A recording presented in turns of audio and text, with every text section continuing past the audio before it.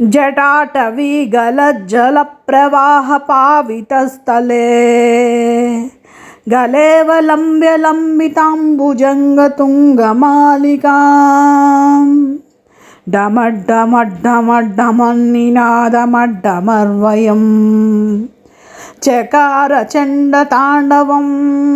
तनोतु नः शिवं शिवम्।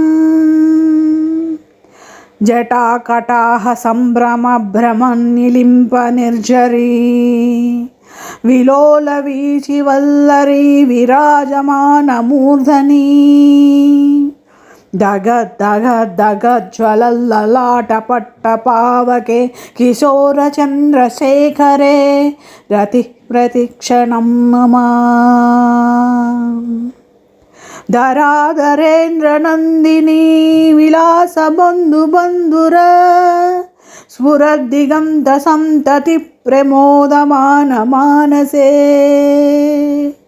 कृपाकटाक्षधोरणी निरुद्धदुर्धरापदि क्वचिद्दिगम्बरे मनोविनोदमेतु वस्तुनि जटाभुजङ्गपिङ्गलस्फुरत्फणामणिप्रभा कदम्बकुङ्कुमद्रवप्रलिप्तदिग्वधूमुखे मदान्धसिन्धुरस्फुरत्तगुत्तरीयमेधुरे मनोविनोदमद्भुतं बिभर्तु भूतभर्तरी सहस्रलोचनप्रभृत्य शेषलेखशेखरा प्रसूनधूलिधोरणी विदूसराङ्घ्रिपीठभू भुजङ्गराजमालया निबद्धजाटजूटकः श्रियै चिराय जायतां चकोरबन्धुशेखरः ललाटचत्वरज्ज्वलध्वनञ्जयं स्फुलिङ्गभा निपीतपञ्चसायकं नमन्निलिम्पनायकं सुधामयूखलेखया विराजमानशेखरं महाकपालिसम्पदे शिरोजटालमस्तु नः। कराळपालपट्टिका दगद्धगद्धगज्ज्वलद्धनञ्जयाहुतीकृत प्रचण्डपञ्चसायके धराधरेन्द्रनन्दिनी कुचाग्रचित्रपत्रकप्रकल्पनैकशिल्पिनी त्रिलोचने रतिर्मम। नवीनमेघमण्डली निरुद्धदुर्धरस्फुरत् कुहूनिशीदिनी तमः प्रबन्धबद्धकन्दरः निलिम्बनिर्झरीधरस्तनोतु कृत्तिसिन्दूरः कलानिदानबन्धुरः श्रियं जगद्धुरन्धरः प्रफुल्लनीलपङ्कजप्रपञ्चकालिमप्रभा वलम्बिकण्टकं दलीरुचिप्रबद्धकन्दरम्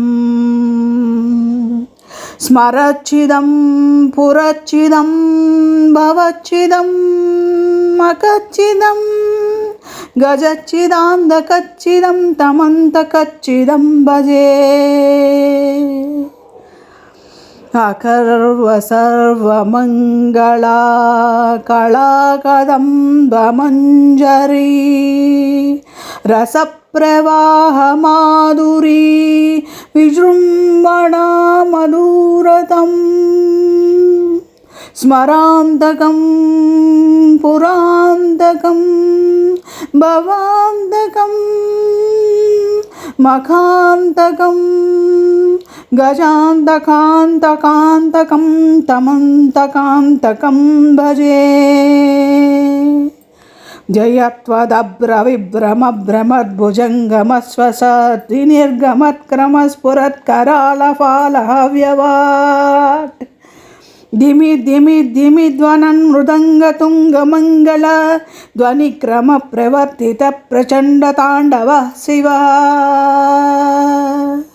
दृशद्विचित्रतल्पयोर्भुजङ्गमौक्तिकस्रजो गरिष्ठरत्नलोष्टयोः सुहृद्विपक्षपक्षयोः तृणारविन्दचक्षुषो प्रजामही महीन्द्रयो समप्रवृत्तिकः कदा सदाशिवं भजाम्यहम्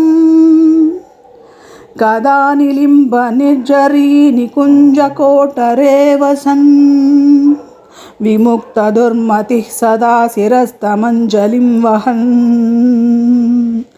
विलोललोललोचनो ललालमफाललग्नकः शिवेति मन्त्रमुच्चरन् कदा सुखी भवाम्यहम् इमं हि नित्यमेव मुक्तमुत्तमोत्तमं स्तवं पठन् स्मरन् ब्रुवन्नरो विशुद्धिमेति सन्ततम्